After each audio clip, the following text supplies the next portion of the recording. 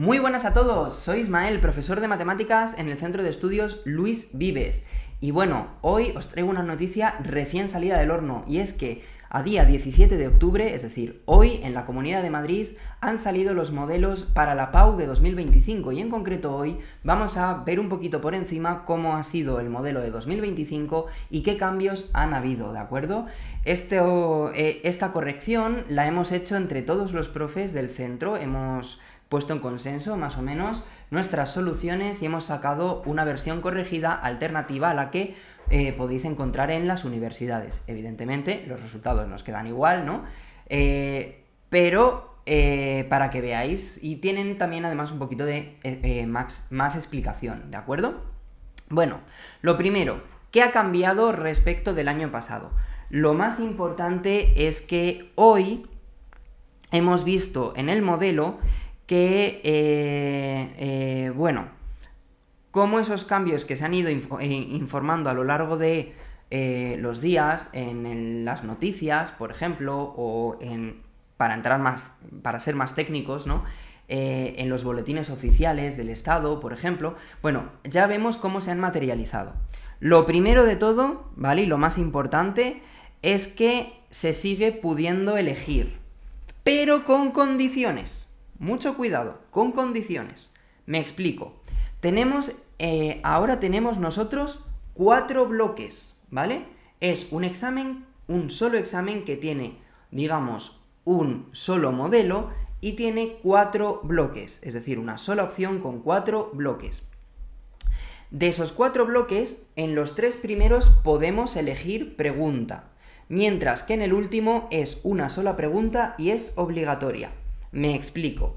Por ejemplo, como ya he dicho, en el bloque 1, 2 y 3 puedo elegir. ¿Pero qué es eso de que puedo elegir? Pues en cada bloque de estos, ¿vale? Por ejemplo, en el bloque 1 me encuentro con 2 preguntas, la pregunta 1.1 y la pregunta 1.2. Yo puedo elegir responder a una de esas 2 preguntas, ¿de acuerdo? Las dos se corresponden con el bloque de álgebra, es decir, matrices, determinantes y sistemas de ecuaciones. Si yo me voy al bloque 2, como vemos aquí abajo, ya tenemos funciones. Igual vuelvo a tener 2 preguntas, que tendré que elegir una de ellas para responder, ¿de acuerdo? En el bloque 3, que es geometría, nos pasaría lo mismo. Vuelvo a tener 2 preguntas a la que tengo que responder una sola, ¿de acuerdo? En el bloque 4 tenemos estadística, ¿de acuerdo? Y en el bloque 4, como podemos comprobar, mientras que en el bloque 2 y en el bloque 3, ¿vale? Y en el bloque 1 tenemos 2 preguntas por cada bloque, en el bloque 4 solo hay una pregunta, y es que esa pregunta es obligatoria. Entonces, súper importante, principal cambio de este año, ya no existe opción A, opción B. Ahora lo que existen son 4 bloques, en 3 de ellos puedo elegir preguntas dentro de cada bloque, ¿vale? Y el cuarto bloque es obligatorio para todo el mundo porque todo el mundo tiene que hacer la misma pregunta. ¿Qué significa esto? Significa que, pues muy a nuestro pesar, porque, bueno, en verdad yo como profe no, a mí me gusta que os estudiéis todo, pero como alumno que fui, muy al pesar de los alumnos, ¿no? Pues me parece a mí que ya no se van a poder dejar temas en el tintero y por desgracia este año no vais a poder eliminar temas. Es decir, que vais a tener que estudiar todos los bloques, ¿de acuerdo? Esa es la principal diferencia de este año.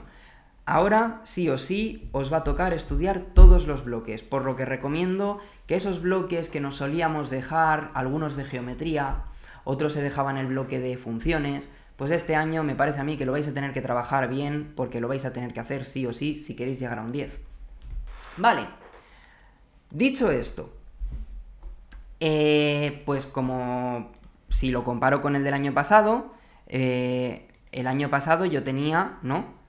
Por aquí tengo el examen del año pasado, por ejemplo de junio, pues yo tenía 2 modelos, cada uno con 4 preguntas, y elegía, pues de las 8 en total, elegía 4 preguntas a mi total discreción. Ese es el primer cambio. Este año ya no hay 2 modelos, sino que lo que tengo son, pues, 4 bloques 3 bloques que tienen 2 preguntas cada uno, de las cuales tengo que elegir una de ellas por cada bloque, y un cuarto bloque que es una sola pregunta que hay que responder sí o sí. ¿Vale? Siguiente cambio.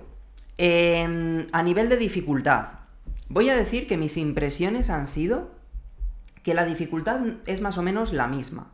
Sí que es verdad, y esto creo que es una buena noticia, aunque también tened en cuenta que es una apreciación mía, ¿vale? Como profe, creo que este año puede que los ejercicios sean un poquito más fáciles, pero como todo en la vida, todo tiene un precio. ¿Qué precio es ese? Pues este año, en algunas preguntas, la cosa se retuerce un poquito más.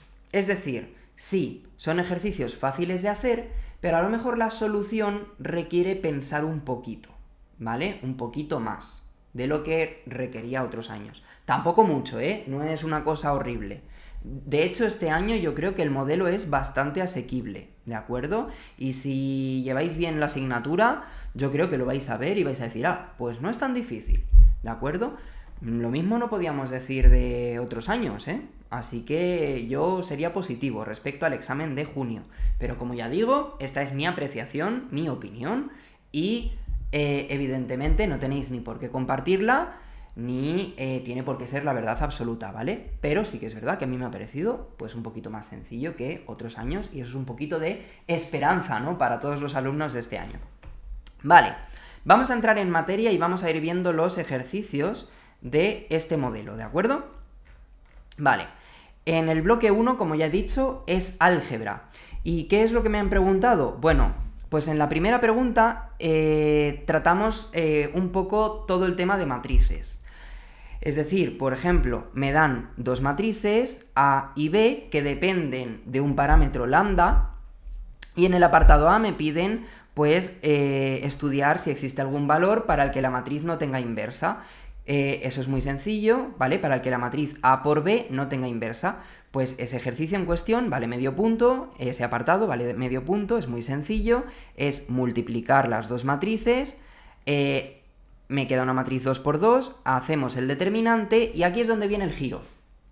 Porque hasta ahora es un ejercicio muy sencillo, pero aquí es donde viene el giro. Resulta que el determinante me queda un resultado que no depende del parámetro. Y si alguno de vosotros ya vais por el tema de matrices, ya sabréis que, ostras, cuando yo hago esto, para encontrar los valores del parámetro para los cuales no tiene inversa, pues el resultado del determinante me suele depender de ese parámetro.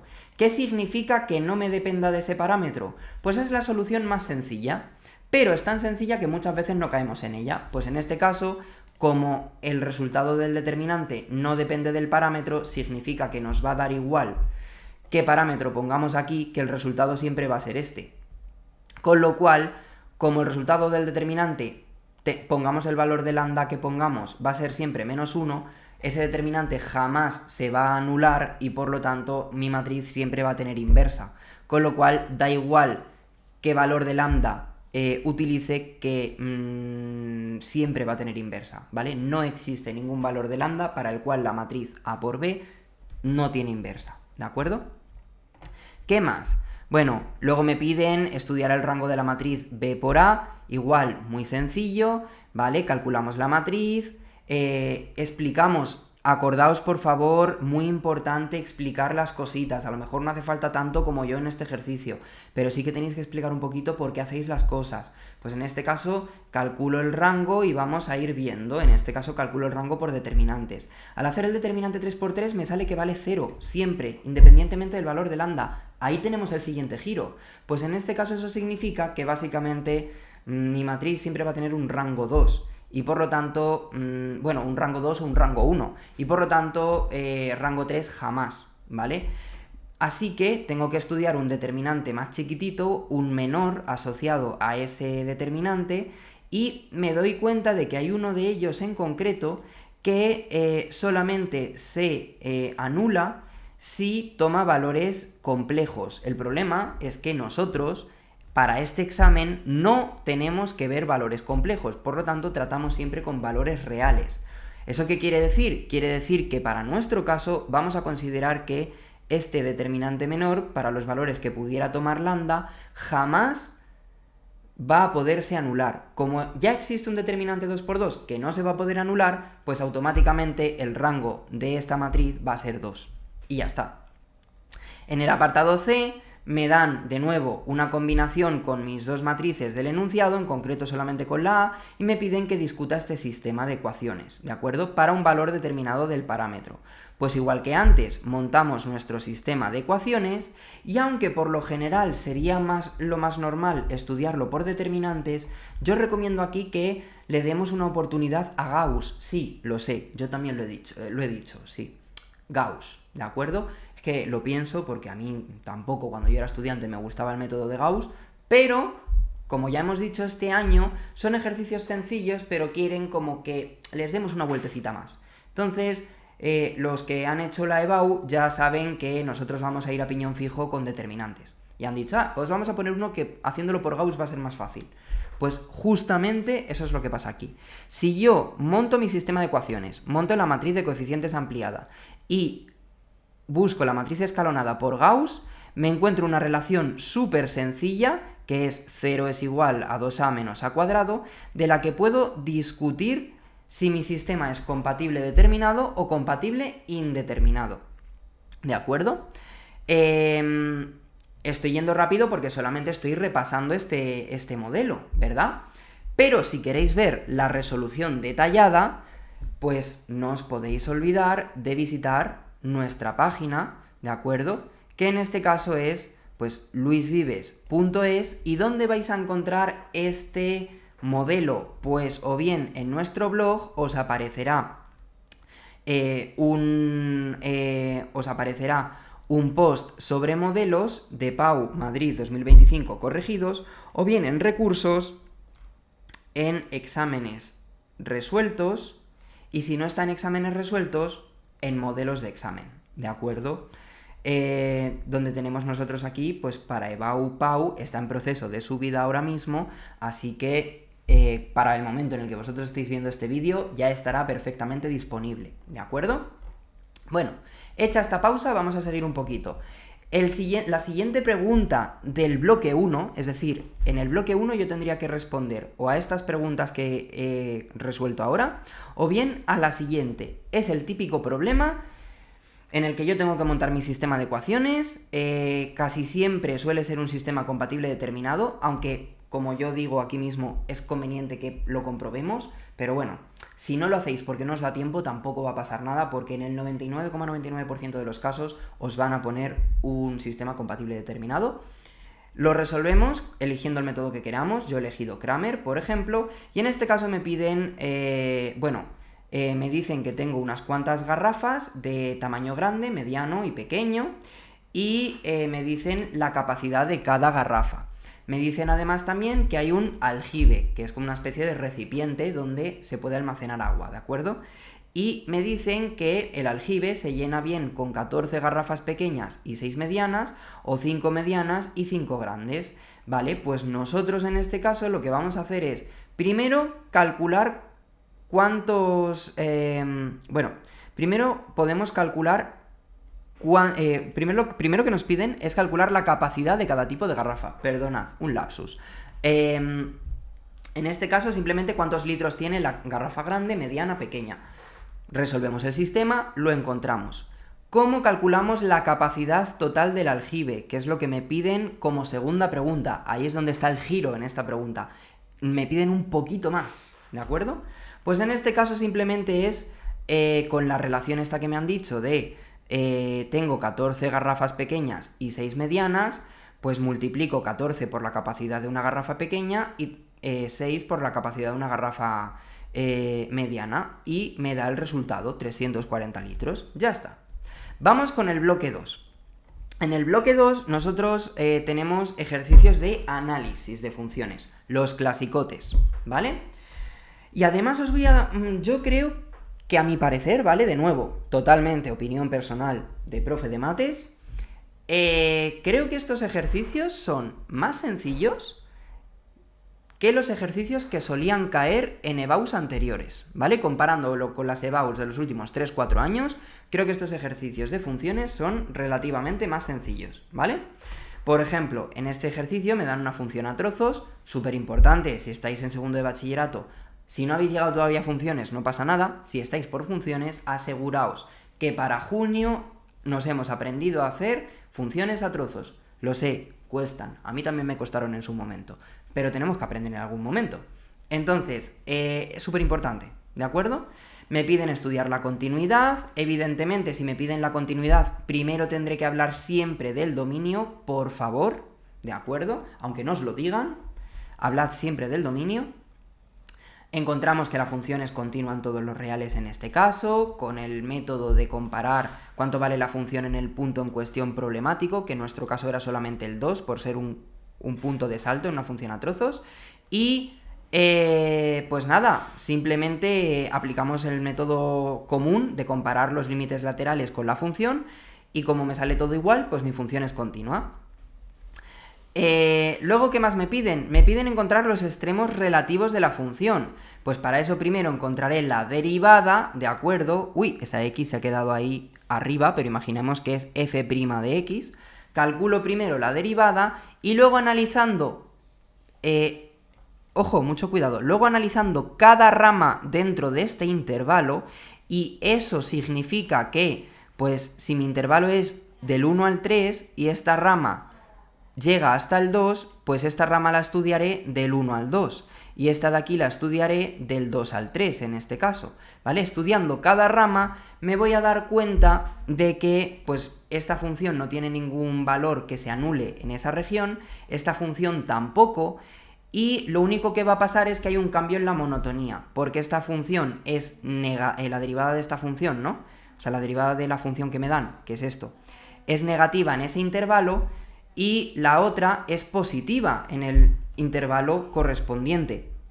Entonces, como hay un cambio en la monotonía, ¿vale? Pues, y justamente en este caso hay un cambio en la monotonía y además son debido a una intersección de dos funciones en ese punto, es posible que se formen puntos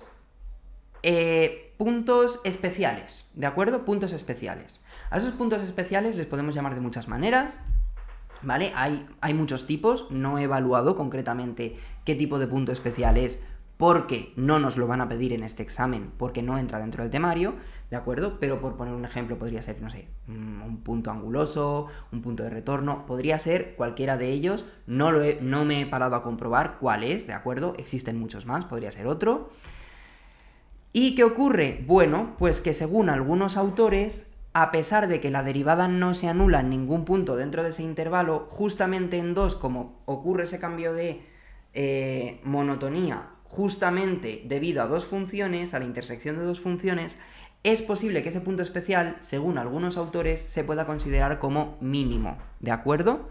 ¿Eso qué quiere decir? Que tengo que tenerlo presente para que de cara al examen contestar concretamente eso, ¿vale? Y aquí es justamente donde estaba el giro en este problema, ¿de acuerdo? Que no es un mínimo al uso como solemos hablar, que hay un cambio en la monotonía, ¿vale? Y además se anula la derivada, sino que aquí no se anula la derivada, simplemente hay un cambio en la monotonía debido a dos funciones, es decir, es algo especial.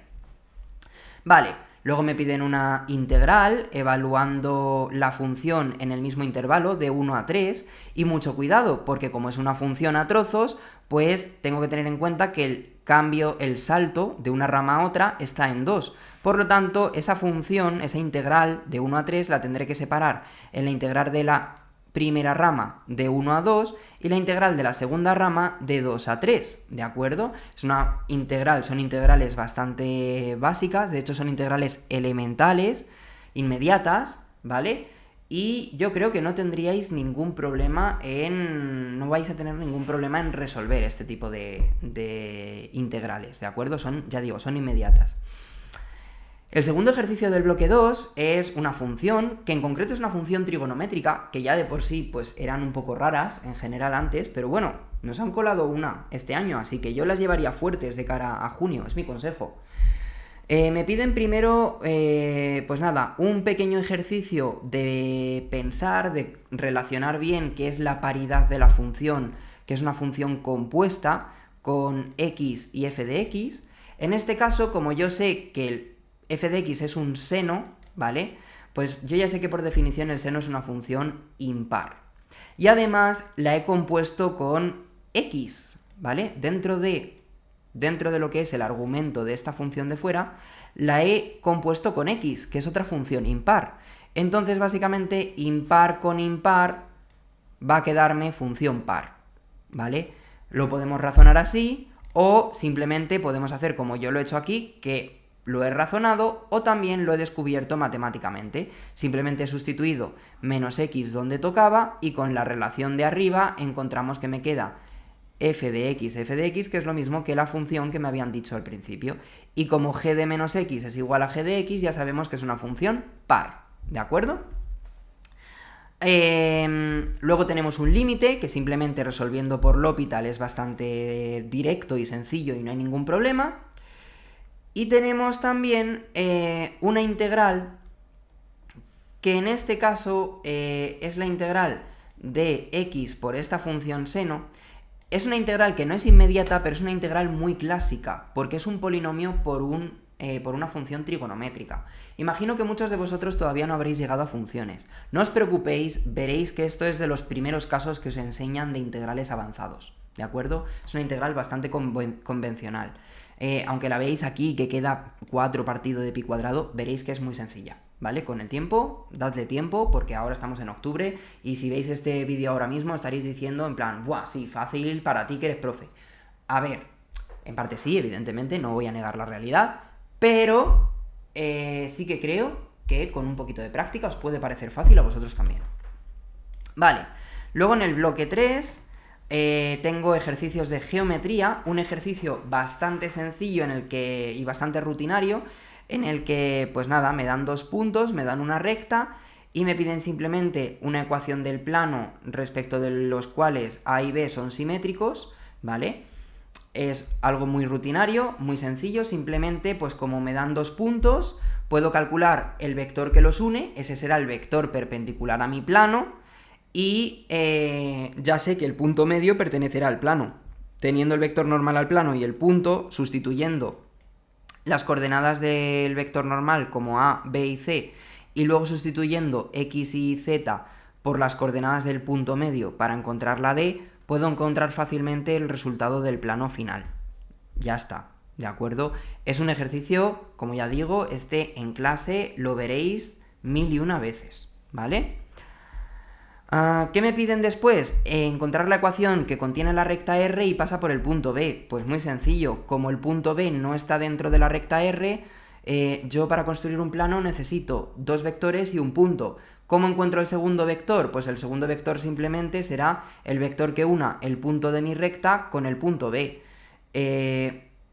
Busco un punto genérico, un punto cualquiera que pertenezca a mi recta, es decir, que cumpla las ecuaciones de la recta R, como el 1, 1, 2, que se obtiene sustituyendo el valor de lambda por 1, y ya está.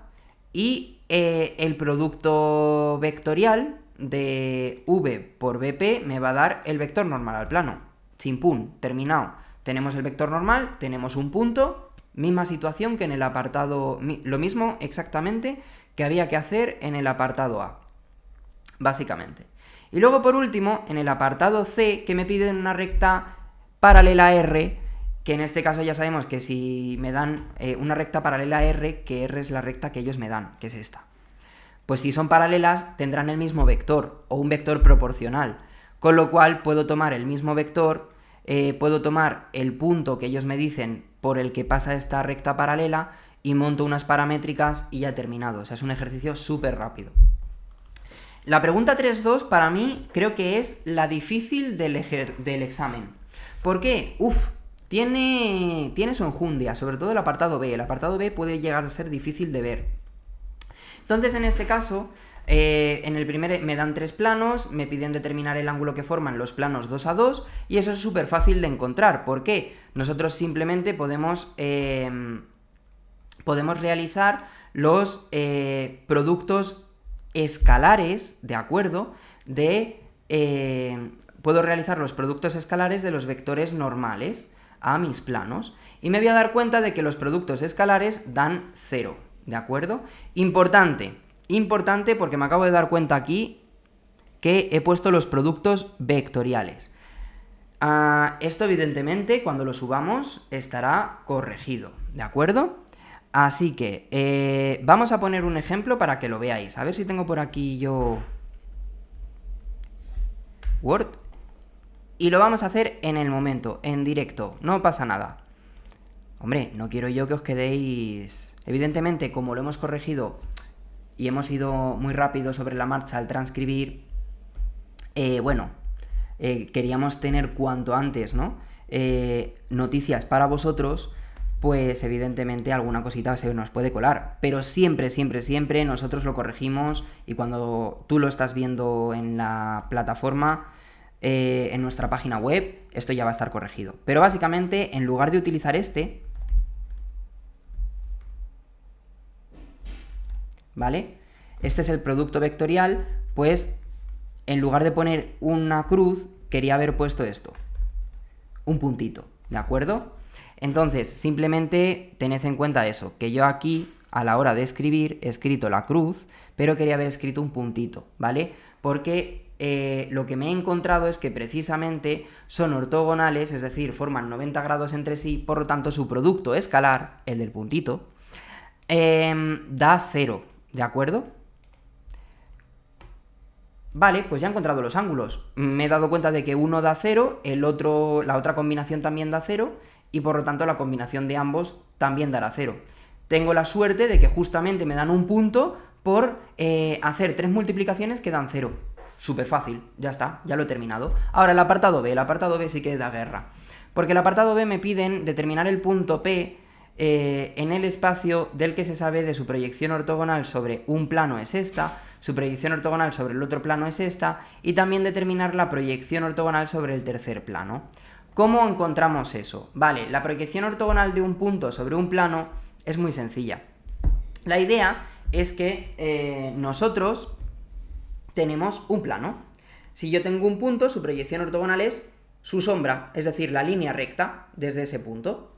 Por lo tanto, si yo tengo dos planos que su proyección ortogonal está generada por el mismo punto, las rectas que pasan por los puntos proyección ortogonal y son perpendiculares a esos planos se van a cortar justamente en el punto. En cuestión es el punto 1, 2, 3. Que ya conociendo el punto y conociendo el tercer plano, pues simplemente tengo que ver por dónde pasa la recta perpendicular que pasa por ese punto que yo he encontrado y dónde corta el plano, básicamente, que justamente lo cortaría en el punto 2, 0, 1, que es el resultado que nosotros buscamos, ¿de acuerdo? Como ya digo, aquí solamente estamos comentando, yo quería comentar más bien las novedades, en este caso, del examen y ver un poquito la dificultad. Como ya hemos visto, ¿de acuerdo?, son ejercicios relativamente sencillos, pero tienen un giro. El único que es un poquito así más complicado, como ya digo, es del bloque 3, el 2, ¿de acuerdo? Y luego llegamos al bloque 4, que es un ejercicio bastante genérico. No sé cuántos de vosotros habréis empezado por estadística, hay bastantes institutos que lo suelen hacer. Nada, es un ejercicio clasicote en el que en el apartado A tengo que aplicar la distribución binomial porque me dicen unos datos, en concreto la probabilidad de que una persona mayor de 65 años se haya vacunado es de 73,2% y me piden pues que sabiendo que si la probabilidad de que en un grupo haya una persona que no esté vacunada, más de una persona que no esté vacunada es de 0,5, pues me preguntan si 5 personas se podrían reunir o si 7 personas se podrían reunir. En este caso es hacer la binomial, ¿vale?, para la probabilidad de que más de una persona no esté vacunada en un grupo de 5 y en un grupo de 7.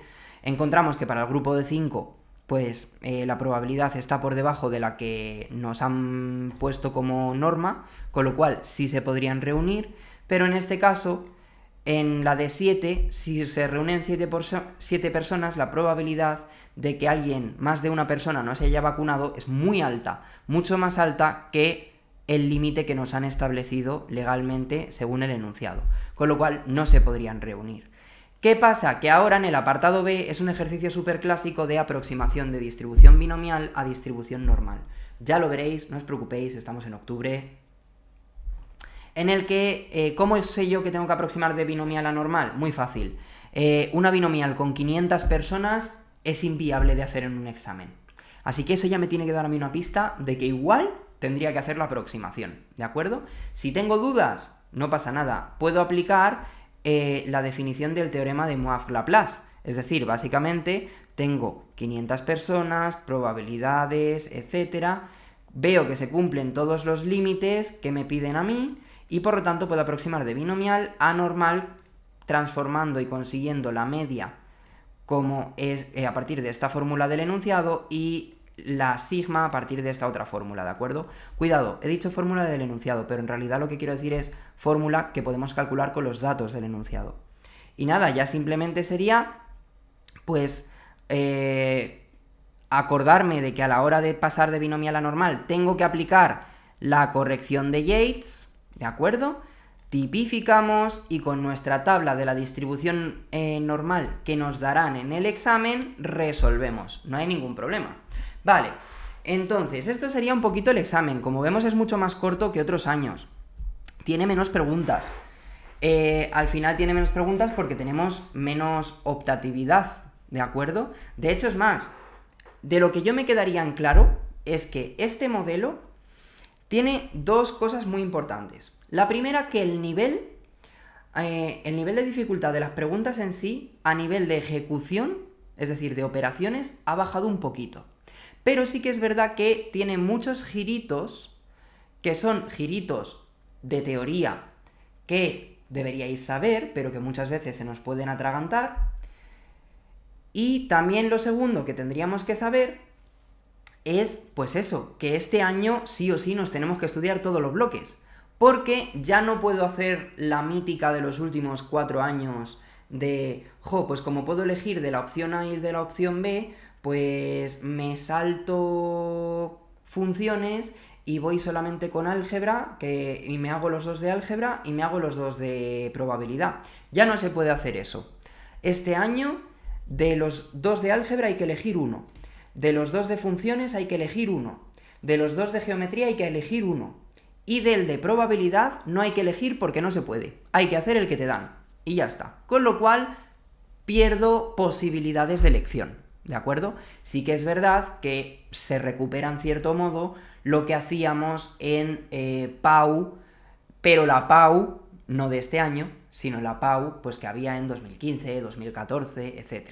En la que solamente podías elegir modelo A, modelo B, ¿vale? Es algo que está el modelo de este año está entre medias, yo creo, de la EBAU que hemos visto en los últimos 2-3 años, o más, desde 2017, y la PAU que había antiguamente, ¿de acuerdo? Pero bueno, sí que es verdad que yo creo que viendo este modelo, como profe, yo creo que me atrevo a vaticinar que igual este año no es un examen especialmente complicado, porque a lo mejor intentan ir calmadamente, ¿de acuerdo? Eso no quiere decir que mucha gente le vaya a ir mal en el examen, porque precisamente tiene esos giritos de teoría. Así que mi recomendación es que sigáis estudiando mucho, estudiéis todo, y que esos pequeños ejercicios con girito no les deis de lado. De hecho, es más, idos a por él, a tope, ¿de acuerdo? Bueno, pues un placer y espero veros en más vídeos. Y de hecho, si queréis, ya sabéis que este examen está en nuestra página web, y si queréis que resuelva algún ejercicio en concreto, ¿vale? Comentádnoslo, porque a lo mejor por TikTok me veréis a mí resolviendo algún ejercicio, ¿de acuerdo? Así que si muchos de vosotros me comentáis, oye, ¿puedes resolver este ejercicio en concreto? Pues a lo mejor aparezco por ahí resolviéndolo, ¿vale? No os olvidéis entonces también de seguirnos en nuestras redes. Nuestras redes son muy sencillas. Si vosotros buscáis en TikTok Luis Vives, la academia que tiene este logo, la pluma en verde, somos nosotros. Y ya está. Así que nada, un placer y espero que nos veamos en muchos más vídeos y a ver si nos vemos en TikTok también. Así que nada, adiós.